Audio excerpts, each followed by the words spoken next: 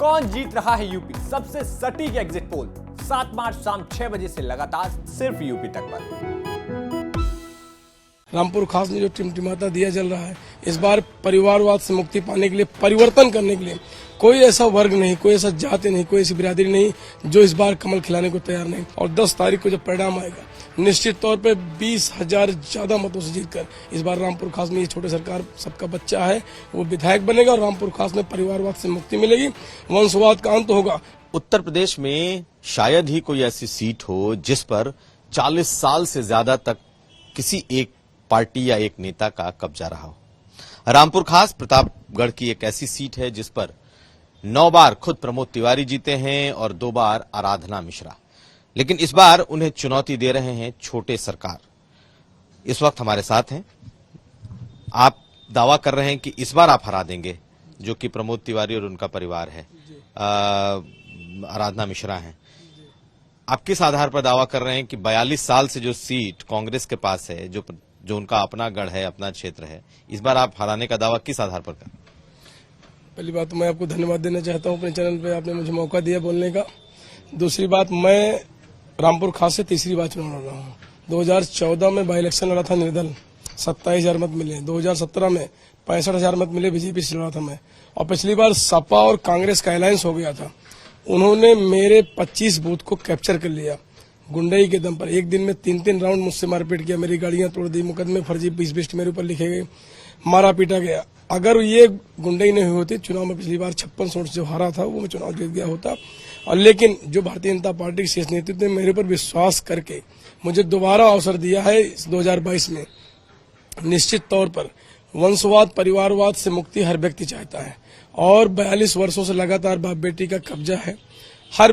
उत्तर प्रदेश नहीं, पूरे देश में कांग्रेस का सफाया हो गया है। रामपुर खास में जो टिमटिमाता दिया जल रहा है, इस बार परिवारवाद से मुक्ति पाने के लिए, परिवर्तन करने के लिए कोई ऐसा वर्ग नहीं, कोई ऐसा जाति नहीं, कोई ऐसी बिरादरी नहीं जो इस बार कमल खिलाने को तैयार नहीं। बात कमल की नहीं है, बात यहाँ परिवर्तन की है।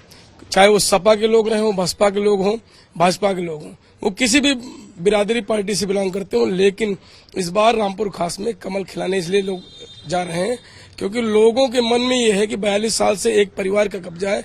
अगर हम इस बार छोटे सरकार को जिता देते हैं, चाहे यादव परिवार हो, चाहे वो सरोज बिरादरी हो, चाहे पटेल वर्ग हो, चाहे क्षत्रिय हो, ब्राह्मण हो, जिता देंगे तो अवसर मुझे भी मिल जाएगा, रास्ते खुल जाएंगे, अन्यथा कभी वंशवाद, परिवारवाद से मुक्ति नहीं मिलेगी। मैं दावे के साथ कहता हूं आज कि जिस तरह 27 को मेरे यहाँ वोटिंग हो गई है, यादव 40% से कम मुझे वोटिंग नहीं किया, ब्राह्मण भी 25-30% मुझे वोटिंग किया, क्षत्रिय 95% इस बार मुझे वोटिंग किया है। सरोज बिरादरी जो है हमारे यहाँ, उन्होंने भी 85% से ज्यादा मतदान, जो कि भाजपा ने इतने कल्याणकारी योजनाएं चले, उस योजनाओं का लाभ सीधे गरीब परिवार को मिला। उस परिवार से लोगों ने उठकर पार्टी को स्वीकार किया और छोटे सरकार ने 10 साल संघर्ष किया है।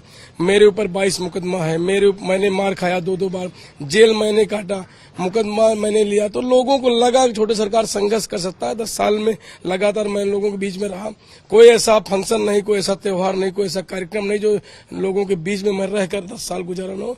इसलिए लोगों ने मुझको 2022 में स्वीकार किया और 10 तारीख को जब परिणाम आएगा, निश्चित तौर पर 20,000 ज्यादा मतों से जीतकर इस बार रामपुर खास में ये छोटे सरकार सबका बच्चा है, वो विधायक बनेगा और रामपुर खास में परिवारवाद से मुक्ति मिलेगी, वंशवाद का अंत होगा और कांग्रेस का सफाया होगा। देश से कांग्रेस गायब, वैसे रामपुर खास से भी कांग्रेस का। आप बोलते बहुत बढ़िया है, लेकिन 11 बार जिस आदमी ने सीटें जीती हों, तो ये 12वीं बार की जो आप कह रहे हैं कि 12वीं बार आप वंशवाद और परिवारवाद की वजह से हरा देंगे, ये भी तो है कि 2017 में लहर थी, इस बार तो लहर है नहीं। मैंने आपसे कहा रामपुर खास की एक ऐसी सीट है जहां लहर की आवश्यकता नहीं पड़ती, वहां व्यक्ति विशेष चुनाव होता है। छोटे सरकार जो ये आपका रामपुर खास का बेटा बात कर रहा है आपके सामने, इसने ये सिद्ध किया कि और प्रत्याशी जो भी रामपुर खास में आज तक लड़ने आए, चाहे सपा के हों, बसपा के हों, भाजपा के हों, कोई ऐसा प्रत्याशी 42 साल में नहीं बचा जिसको प्रमोद तिवारी उनकी बेटी ने मारा ना हो। बिना मार खाए कोई प्रत्याशी बचा नहीं, और मार खाने के बाद वो सीधे बाहर से आया चला गया। लेकिन ये बेटा उसी परिवार का सदस्य, रामपुर खास के घर का बेटा है, इसलिए 14, 17, 22 का सफर जो रहा 10 साल का। आप भी मार खाए? हाँ, मैं नहीं बचा, 14 में मार खाया, फर्जी मुकदमे में जेल चला गया, 3 महीने 8 दिन मैंने जेल काटा। 22 में भी मेरे साथ मारपीट की, मेरी 10 गाड़ियां तोड़ दी गई, मुझे मारा गया, इतनी मार पड़ी, पीठ काली हो गई थी मेरी। और 22 मुकदमा मेरे पर, तख्ता चोरी का मुकदमा, 200 रुपए छिनैती का मुकदमा, 2000 पर्स लूट का मुकदमा, ऐसे संगीन धाराओं मुकदमा फर्जी का फर्जी लगा हुआ है मेरे।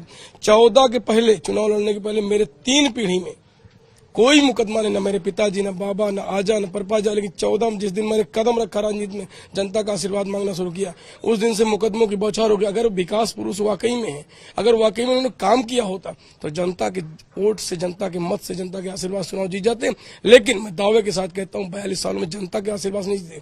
उन्होंने केवल गुंडाई के दम पर लोगों को मारकर, लोगों को हत्याएं कराकर, लोगों को धमकाकर, लोगों को चमकाकर चुनाव जीता। लेकिन इस बार भाजपा की सरकार थी। उनकी छवि चाहे वो प्रमोद तिवारी हों या बहुत ही सौम्य, बहुत ही सरल कांग्रेस के बड़े नेता की गांधी परिवार से जुड़ी हुई छवि है। आप तो जो बात कह रहे हैं वो तो बिल्कुल ऐसी बातें कह रहे हैं जैसे किसी अरे गहरे और वैसे नेता की छवि।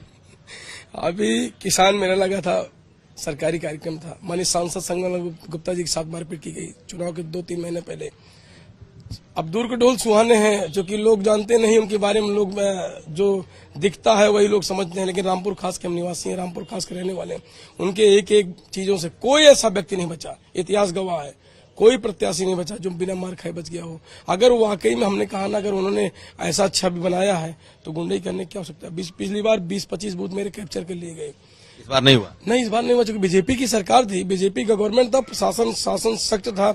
हर बूथ पे सीआरपीएफ, बीएसएफ, एसएसबी वाले आए थे, सेंट्रल की फोर्स आई थी। हर 216 बूथों पर सीसी कैमरा लगा हुआ था। उन्होंने प्रयास किया, 3 बार मुझसे मुठभेड़ किया, मेरे कुछ लोगों को मारा भी उन्होंने, इस बार भी। लेकिन उन सब से कोई बात नहीं होती है, क्योंकि पब्लिक ने इस बार ठान ही लिया था कि छोटे सरकार को परिवर्तन के नाम पे वोट देकर इस बार बदल देंगे, अगली बार सबका रास्ता साफ हो जाएगा। इस बार आप पूरी तरीके से संतुष्ट हैं कि कोई गड़बड़ी नहीं हुई, पूरा प्रशासन इस बार उनके पास नहीं था, सबने फेयर इलेक्शन कराया और आप जीत रहे हैं। 100% जीत रहे हैं, क्योंकि जिस ब्लॉक में रामपुर सगरामपुर ब्लॉक, ऐसा हमारे अपना 3 ब्लॉक है, सांगीपुर, लालगंज, सगरामपुर, कभी उस ब्लॉक में आज तक ब्लॉक प्रमुख का चुनाव नहीं हुआ 42 साल में। तो एक बात और बताइए कि अगर वो जीत गए तो आप मानेंगे ना कि अगर वो जीत गए तो आप मान जाएंगे ये सब चीजें, बातें जो आपने कही वो गलत है, फर्जी है और वो सही में जमीनी नेता। मैं आपको बताना चाहता हूं वो जीतेंगे ही नहीं। जिस तरीके सूरज का, ये इंटरव्यू हम बाद में भी दिखाएंगे ना, अगर वो जीत जाएंगे तो आप मान लेंगे। अगर वो जीत जाएंगे मैं मान लूंगा कि वो वाकई में नेता है, जमीन की नेता है। और मैं बता दे रहा हूं जीतेंगे नहीं, 1001% तो होता नहीं, लेकिन मैं बता रहा हूं जितने परसेंट होते होंगे उससे ज्यादा वोट हारे। जितनी कल्पना प्रमोद तिवारी उनकी बेटी ने नहीं किया, उससे ज्यादा मत से हारे। मैं 20,000 कह रहा हूं, हो सकता है 50,000 वोट से हारे चुनाव इस बार। क्योंकि इस बार परिवर्तन के नाम पर लोगों ने जातिवाद को किनार करके, लोगों को पार्टी दर किनार करके, केवल परिवर्तन के नाम पर अपने बेटे को स्वीकार किया और मत कमल पर दिया कि अगली बार 2027 में जीत गए तो नहीं जीतेंगे ना। क्यों जीत गए तो हम ये पूछ रहे हैं। नहीं जीतेंगे तो मैं मान लूंगा कि वो जनता के आशीर्वाद जीत गए, लेकिन नहीं जीतेंगे मेरा विश्वास कहता है। तो फिर जितने आपने आरोप लगाए सब आप वापस ले लेंगे कि सारा? कह ले लेंगे भाई, जो आरोप लगा है सही लगा है उनके ऊपर। मेरे ऊपर 22 मुकदमा है, मेरा ऑन रिकॉर्ड मंगवा लीजिए आप, मेरा ऑन रिकॉर्ड मंगवा लीजिए। 22 मुकदमा है तख्ता चोरी का। अगर आप प्रयास करिए, क्या तख्ता उठा पाऊंगा? लेके भागना चाहूं तो भाग पाऊंगा? 5 फुट की लंबाई है। 200 रुपए छिनैती का, 2000 पर्स लूट कर, उनकी भांजी है पुष्पा शर्मा, ब्लॉक प्रमुख रही सगरामपुर ब्लॉक में।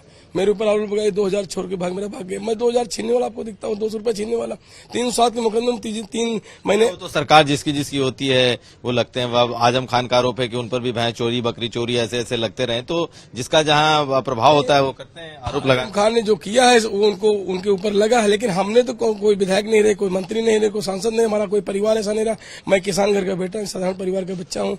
मैंने अपने जमीनों को बेच कर चुनाव लड़ा, मैंने लोगों से चंदा मांग कर चुनाव लड़ा। मैं कोई अमीर आदमी का बेटा नहीं हूँ। छोटे सरकार, तो इसलिए मेरा नाम पड़ गया, क्योंकि परिवार में सभी भाइयों बहनों में छोटे थे, माँ बाप ने प्यार से नाम छोटे सरकार रख दिया। छोटे सरकार, आपको मालूम है बिहार के एक बहुत बड़े बाहुबली का नाम छोटे सरकार के तौर पर उनको लोग कहते हैं, जानते हैं आप? नहीं, मैं नहीं जानता, लेकिन मैं अपने बारे में जानता हूँ। क्योंकि हर माँ चाहती है संसार की कोई माँ ऐसी नहीं होगी जो अपने बेटे को लाड प्यार दुलार से नाम रखता है। कोई कमिश्नर रखता है, कोई डिप्टी रखता है, कोई एसपी रखता है, कोई सिपाही रखता है, कोई कोतवाल रखता है। मेरी माँ ने भी छोटे सरकार रख दिया, सभी भाइयों बहनों में छोटा था, और उसमें कोई मैं बाहुबली नहीं। मैं तो साधारण व्यक्ति घर बैठ जाऊँ। मैंने आपसे कहा जब छोटे सरकार आपको बहुत अच्छा लगता है, बहुत प्यारा नाम। नहीं, ये पब्लिक स्वीकार करती है, मेरे अच्छे लगने से कोई मतलब।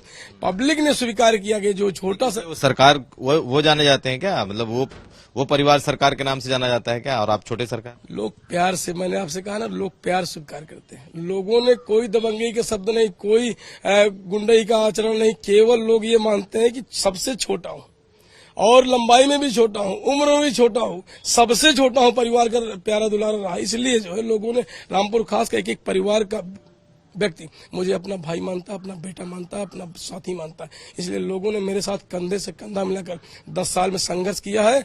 और मैं ही नहीं, मेरे साथ 26 साथी जेल काटे, 22 मुकदमा में मेरे 5 भाई, 5 भाइयों मेरे जेल काटे। ऐसे तमाम साथी जो देश की आजादी के लिए लोग कुर्बान हो, वैसे रामपुर खास की आजादी के लिए लोगों ने लड़ाई लड़ी, लोकतंत्र की बहाली के लिए लोगों ने लड़ाई लड़ी। इस बार आजादी और लोकतंत्र की बहाली के लिए चुनाव हुआ है और इस चुनाव में आजादी लोगों को मिलेगी। रामपुर खास में कमल खिलेगा, बीजेपी की सरकार उत्तर प्रदेश में बनेगी और रामपुर खास में बीजेपी की सरकार बनेगी। दावे के साथ मैं आपके चैनल में कहता हूं। और मैं 10 मार्च के बाद भी आप मिलेंगे तो यही बात कहूंगा, और जितना मत मैं कह रहा हूं उससे कहीं ज्यादा मत से जीत कराऊंगा। यानी 20,000 से 50,000 के बीच में? 100%, कहीं कोई शंका नहीं है। तो बहुत अच्छा लगा छोटे सरकार जी आपसे बात करके, धन्यवाद। तो ये छोटे सरकार हैं रामपुर खास, और खासकर कांग्रेस की सबसे बड़ी नेता के तौर पर जिनकी पहचान है, जिनके परिवार की पहचान है, उनके खिलाफ इन्होंने चुनाव लड़ा है। 42 साल से वो कांग्रेस का गढ़ है, एक परिवार का गढ़ है, और इस बार छोटे सरकार का दावा है कि वो गढ़ तोड़ देंगे, और अगर नहीं तोड़ पाए तो मान लेंगे कि वही नेता है। कुमार अभिषेक, यूपी तक।